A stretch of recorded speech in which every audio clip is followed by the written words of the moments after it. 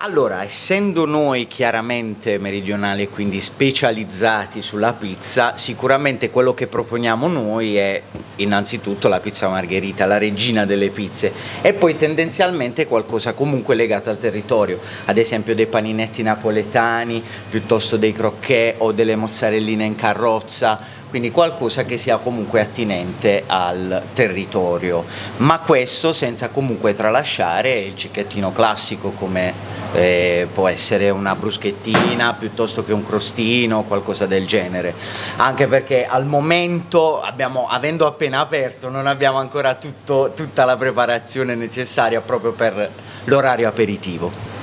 Per chi non va in ferie e quindi si fa i pomeriggi in città, ci puoi consigliare magari un cocktail o qualcosa di alcolico o analcolico abbinato a qualche prodotto nello specifico? Beh, sicuramente possiamo innanzitutto qualcosa di classico, un americano ad esempio, ben fatto ovviamente, va bene con tutte quelle che sono le preparazioni, rimanendo sul classico. Se invece vogliamo qualcosa di un po' più estivo, un po' più dolce, qualcosa di un pochettino più fresco, anche un amaretto sour sarebbe una buona idea.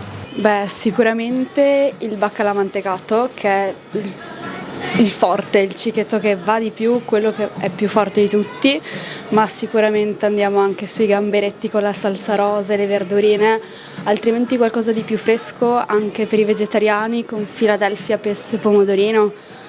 Accontentiamo tutti i gusti e sono quelli che vanno di più con freschezza dentro. Se dovessimo abbinarci delle bollicine o anche qualcosa di analcolico, che cosa consigli? Di bollicine assolutamente il prosecco. Valdobbiadene siamo noi, quindi per forza il prosecco va preso. Analcolici andiamo sulle bibite, altrimenti l'analcolice è la frutta della casa. Dipende un po' dai gusti della persona che ci troviamo davanti sicuramente.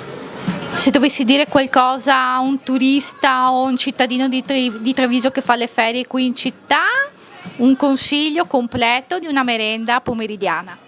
Beh, sicuramente l'aperitivo, che quello non può non esserci in centro a Treviso. Un bel aperitivo e un bel piatto di cicchetti misti ed è la giornata perfetta. Consiglierei questo aperitivo che è il fusettone fatto con i bitter fusetti con della tonica al pompelmo. Se no, sempre con la base al pompelmo possiamo proporre il paloma, che è fatto con la base di tequila, sempre comunque abbastanza fresco viste le temperature.